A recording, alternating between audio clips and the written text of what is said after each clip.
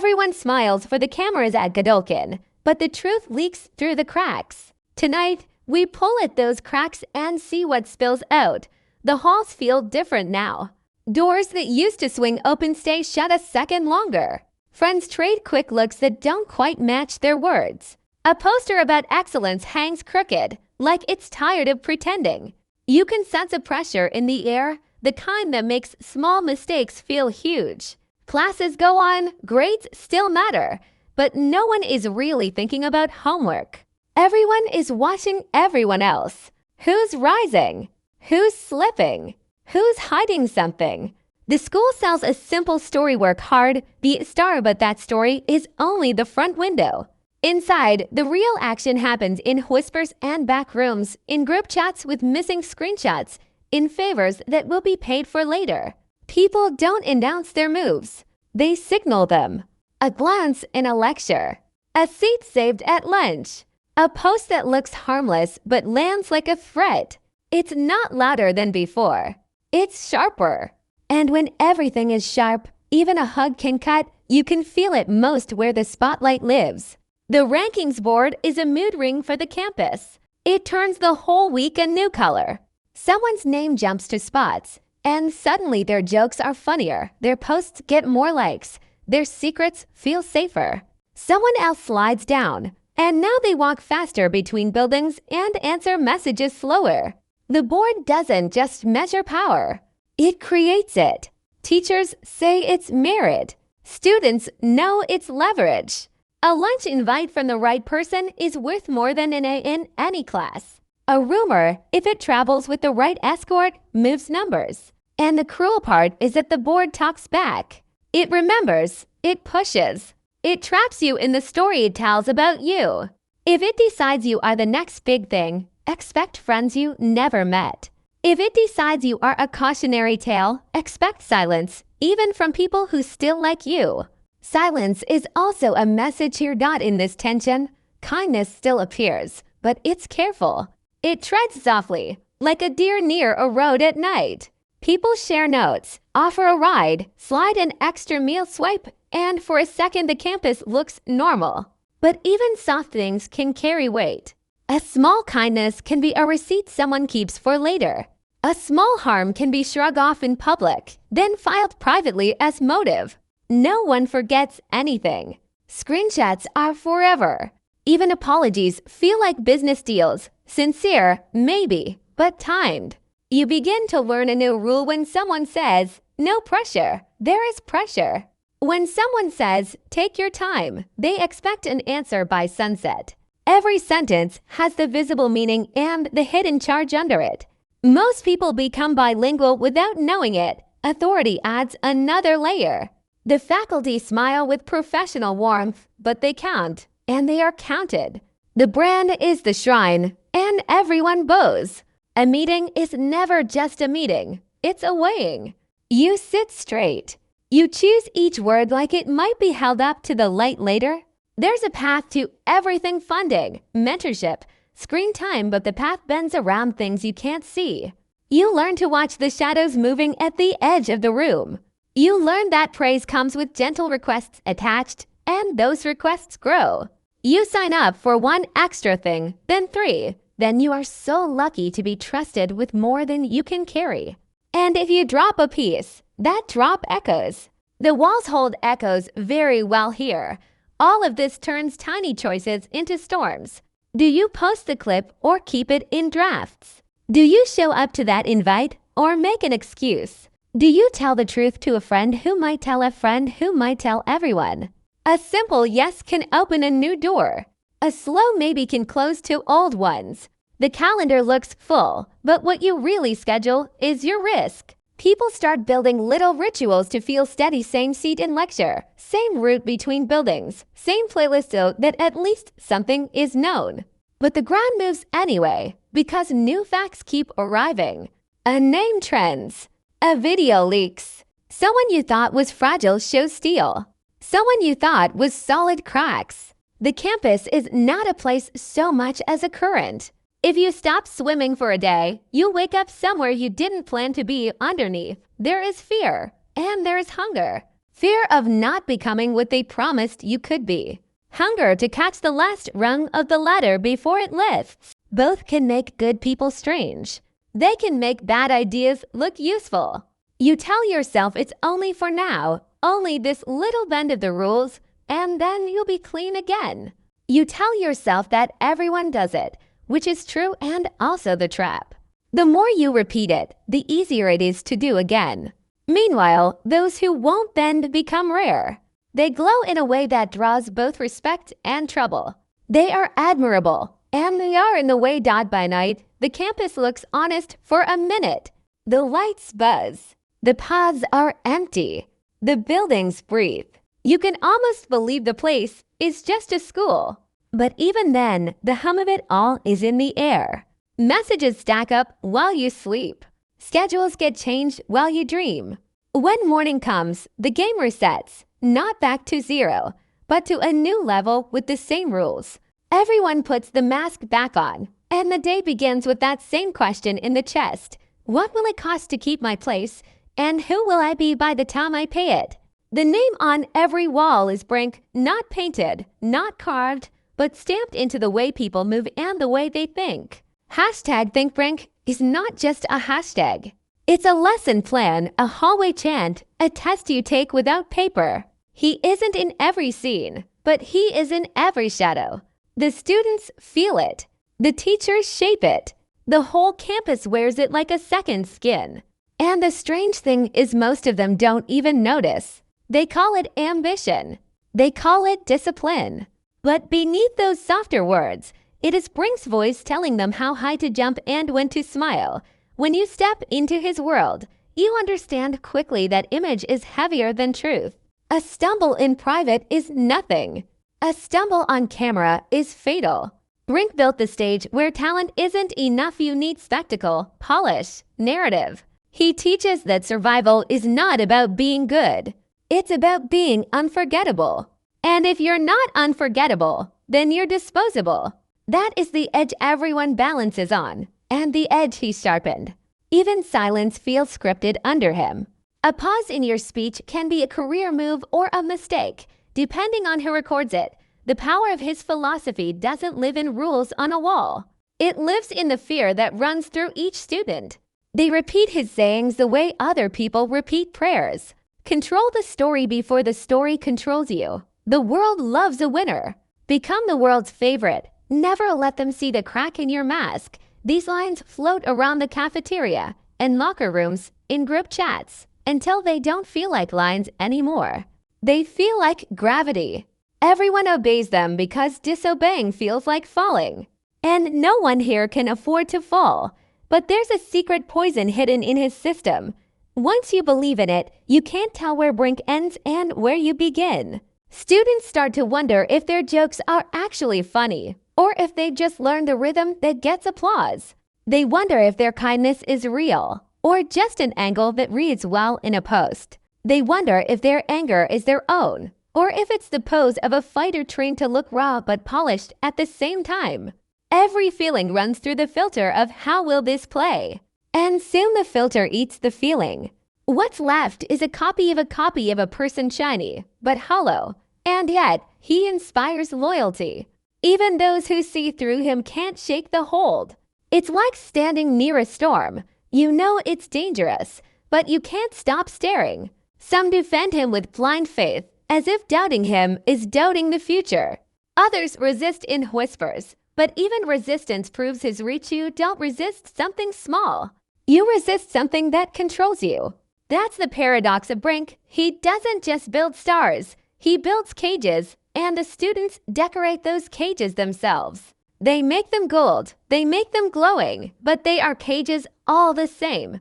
The hashtag ThinkBrink is a slogan on the surface, but in practice, it's a contract. Post it, and you declare that you are part of the current, that you swim the right way. Refuse it, and people look twice. Why didn't you post? What are you hiding? Suddenly you are marked, not for failure, but for suspicion.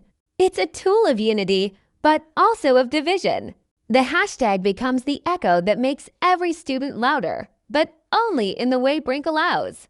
Individuality looks celebrated, but the moment it drifts too far from the script, it's silenced. Everyone is unique in the same way, which means no one is unique at all. This episode drapes itself in that tension.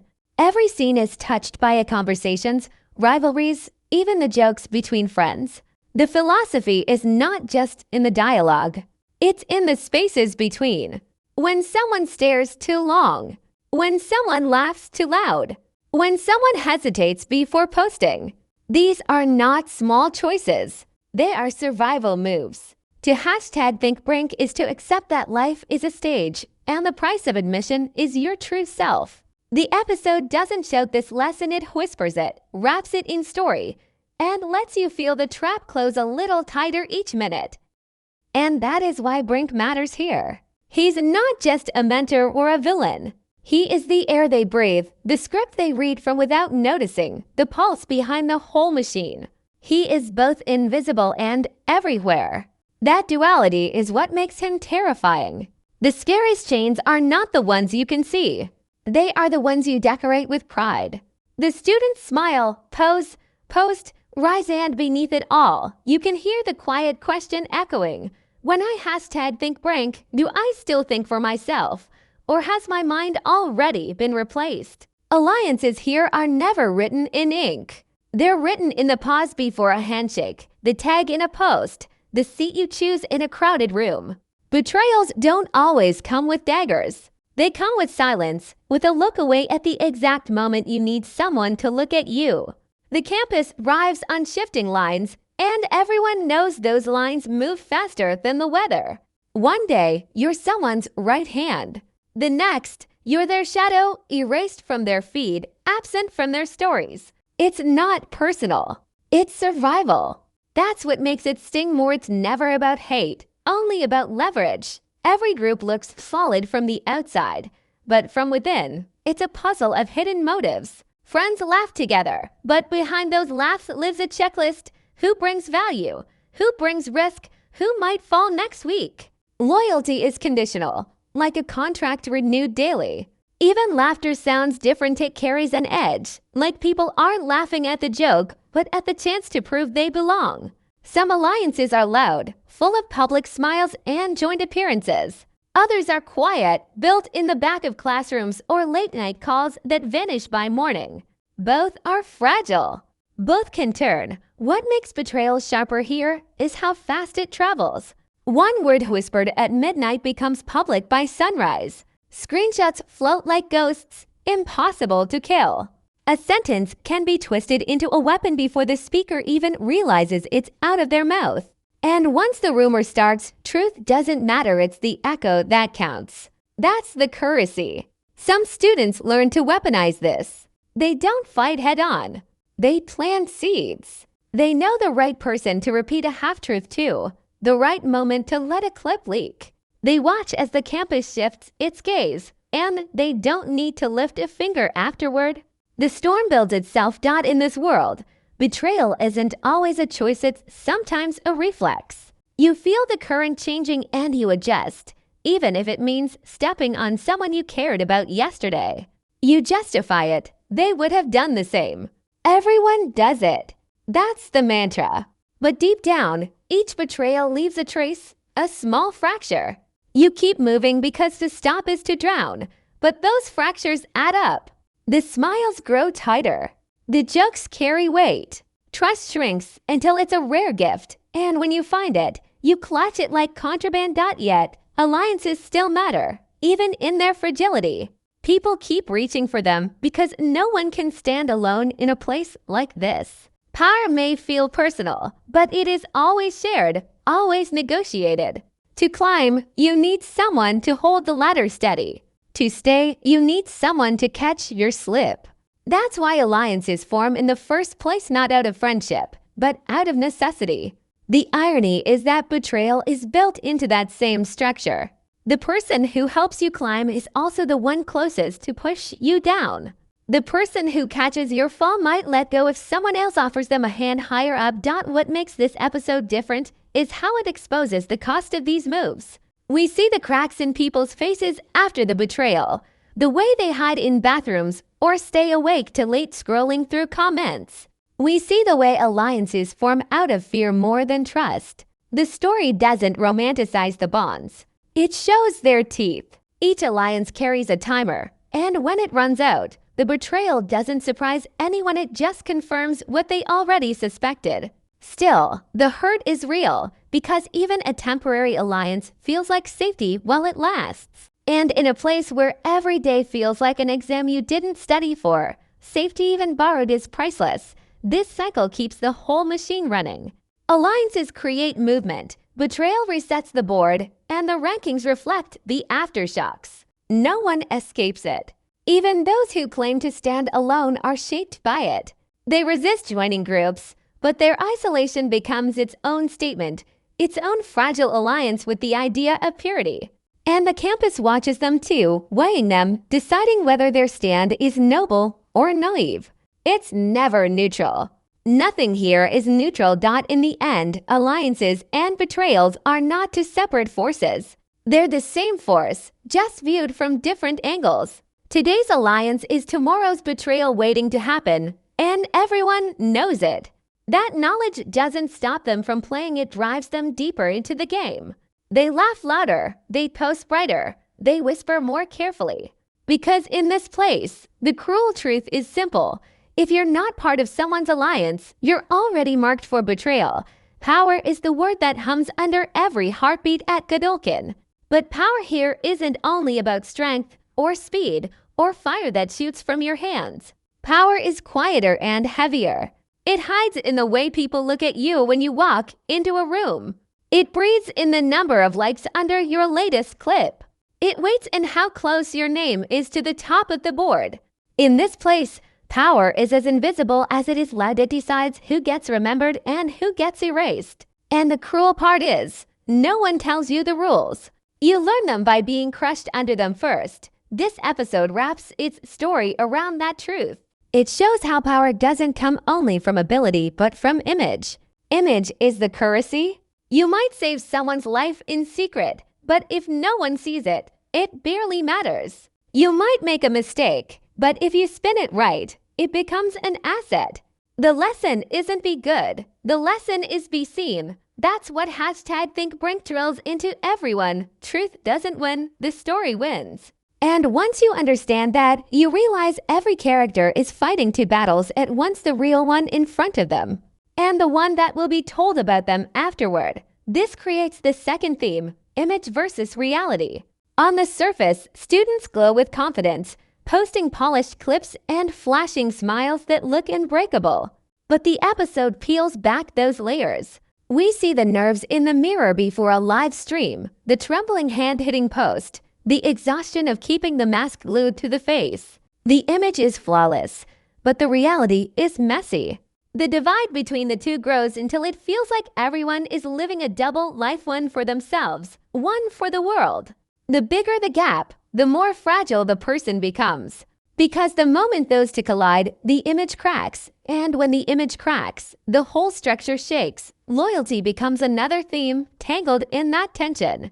What does loyalty mean in a world where everyone is selling an image? Can you trust a promise if you know it might only be a performance? Characters cling to each other because they need anchors, but the episode shows how shaky those anchors can be.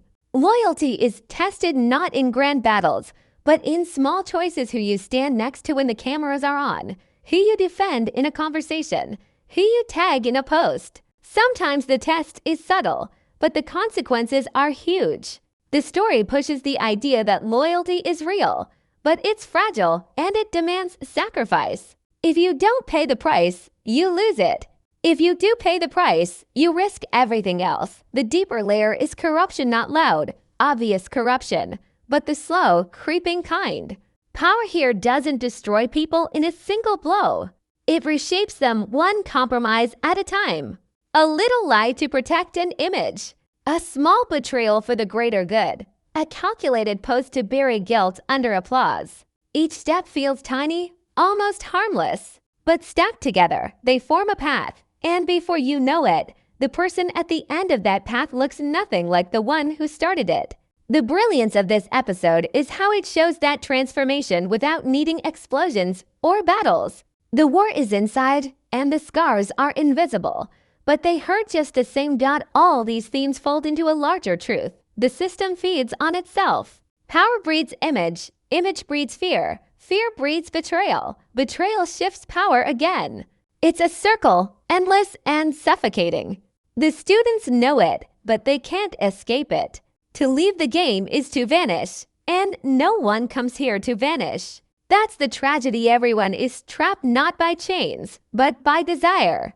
They want to be remembered, they want to matter, and the system offers that. But the cost is always hidden, and by the time they realize it, it's too late. And yet, the episode plants seeds of resistance. Small moments where someone tells the truth even if it costs them. Glimpses of people who care more about what's right than what trends.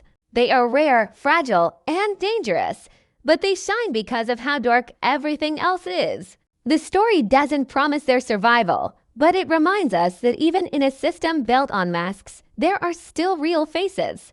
Even if they break, even if they vanish, their presence shows that another way is possible.